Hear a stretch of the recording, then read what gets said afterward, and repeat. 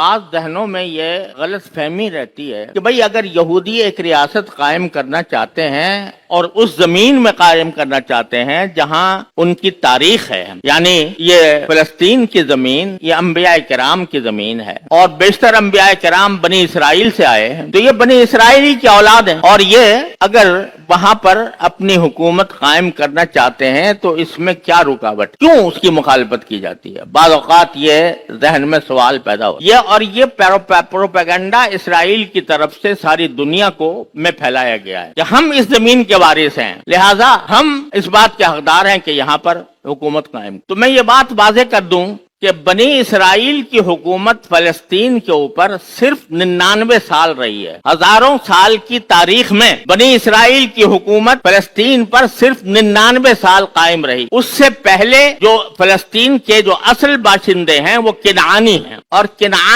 کنعانی یہ وہ قوم ہے جو جزیرے عرب سے منتقل ہو کر فلسطین میں آ کر آباد ہوئی۔ گویا شروع سے اس کی جو ابتدا ہے وہ عربوں سے ہو جو وہاں سے منتقل ہو کر فلسطین میں آباد ہوئے تھے، اور صدیوں وہ اس میں قائم رہے۔ اس کے بعد حضرت موسیٰ علیہ السلام کی تشریف آوری کے بعد حضرت سموئیل علیہ السلام کی سرکردگی میں فلسطین کو فتح کیا گیا، اور اس وقت سے لے کر 99 سال بنی اسرائیل نے حکومت کی۔ اگرچہ وہ حکومت ٹوٹتی پھوٹتی رہی اور اس کے اندر مختلف دراڑیں پڑتی رہیں، خود ان کی بدعمالیاں جو ہیں وہ انہوں نے انبیاء کرام کو قتل کیا۔ اس میں قرآن کریم میں اس کی صراحت ہے کہ اپنے دور حکومت میں انہوں نے انبیاء کرام کو قتل کیا۔ اب بھی ان کی تاریخ جو عہد نامہ قدیم بائبل کے اندر موجود ہے اس میں یہ موجود ہے کہ ہزاروں انبیاء کا قتل کیا ہے انہوں نے اس 99 سال کی تاریخ۔ 99 سال حکومت کرنے جو آخری حکومت ختم ہوئی یہودیوں کی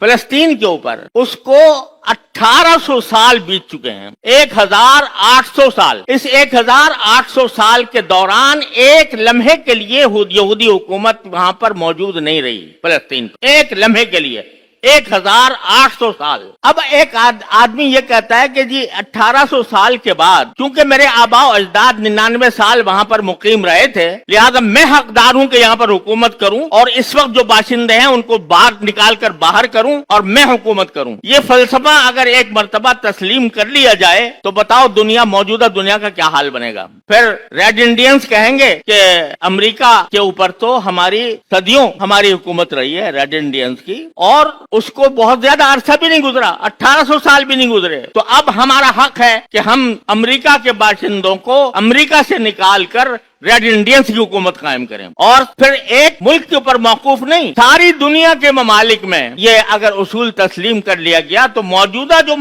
جو دنیا ہے وہ تو ختم ہو جائے گی، اور وہ 1800 سال پہلے کے لوگ آ کر آباد ہوں اور آباد ہو کر اپنی زمین سے موجودہ باشندوں کو نکالیں۔ یہ آخر کوئی تسلیم کر سکتا ہے دنیا کے اندر؟ لیکن یہ فلسفہ صرف اسرائیل کے حق میں تسلیم کیا گیا، جبکہ اسرائیل یعنی بنی اسرائیل اور یا یہودی دنیا کے مختلف ملکوں میں پھیلے ہوئے تھے، کوئی انگلینڈ میں، کوئی فرانس میں، کوئی سوئٹزرلینڈ میں، کوئی فلاں ملک میں، کوئی روس میں، اور کہتے ہیں یہ سب جمع کر کے اکٹھے لا کر یہاں پر بسائے جائیں گے، اور یہاں بسانے کے لیے اگر یہاں کے باشندوں کا قتل عام کرنا پڑا تو قتل عام بھی کیا جائے گا۔ چنانچہ سن 1948 کے اندر یہ سب سے زیادہ اس میں حصہ برطانیہ کا اور اس کے ساتھ امریکہ کا، انہوں نے مل کر یہ اس ناجائز بچے کی پرورش کرنی شروع کی۔ سن 1948 میں اسرائیل کا اعلان کیا۔ ادھر اسرائیل میں جو اس وقت کا وزیر اعظم بنا تھا بن گوریون، اس نے ادھر اعلان کیا اسرائیل کی ریاست قائم ہونے کا، اس کے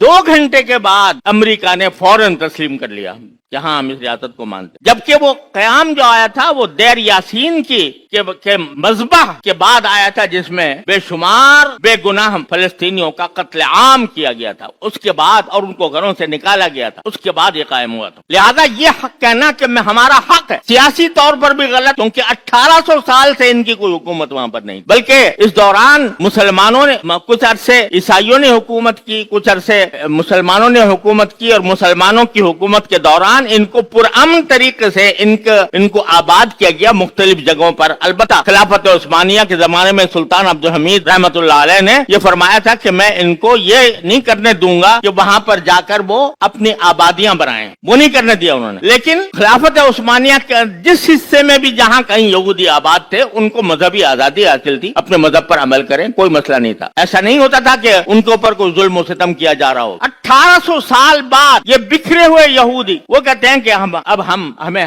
حق ہے. سیاسی اعتبار سے تو میں نے آپ کو یہ عرض کر. دوسری بات جو کہی جاتی ہے وہ دینی اعتبار، کہ دینی اعتبار سے وہ کہتے ہیں یہاں پر حضرت داؤد علیہ السلام نے اور سلیمان علیہ السلام نے ہیکل تعمیر کیا تھا. ہم بھی اس کو تسلیم کرتے ہیں، خود قرآن کریم میں اس کا ذکر ہے. حضرت داؤد علیہ السلام نے بنایا تھا، حضرت سلیمان علیہ السلام نے مسجد اقصی تعمیر کی تھی. تو لیکن یہ ایک بہت بڑا مغالطہ ہے کہ سب سے پہلے مسجد اقصی سلیمان علیہ السلام نے تعمیر یا داؤد علیہ السلام نے تعمیر. حقیقت میں صورتحال یہ ہے کہ اللہ تعالیٰ نے 2 گھر بنائے تھے. ایک گھر مکہ مکرمہ میں بیت اللہ، اور اس کی تعمیر سب سے پہلے فرشتوں نے کی تھی، پھر حضرت آدم علیہ السلام نے کی تھی. پھر چونکہ اس کے نشانات مٹ گئے تھے تو حضرت ابراہیم علیہ السلام نے آ کر اس کی نئی تعمیر فرمائی. حضرت ابراہیم علیہ السلام بانی نہیں تھے مسجد حرام کے، وہ مجدد تھے کہ انہوں نے اس کی تجدید کی.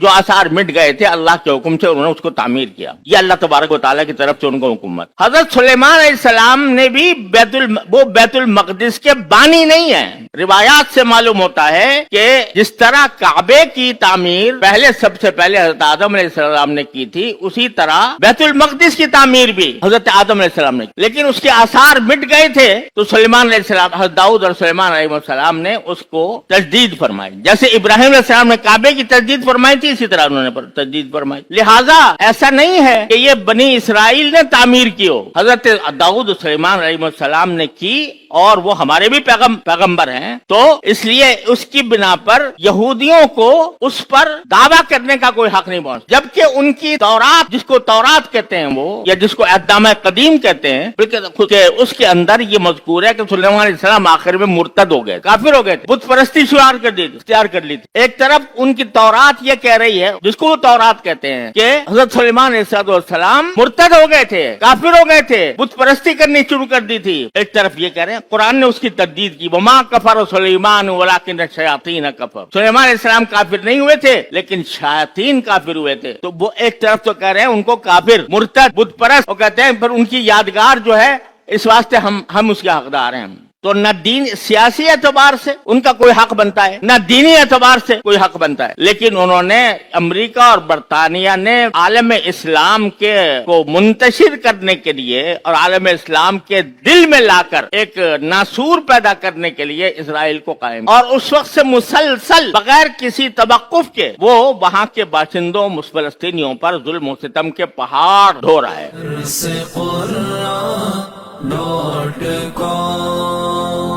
www.darsequran.com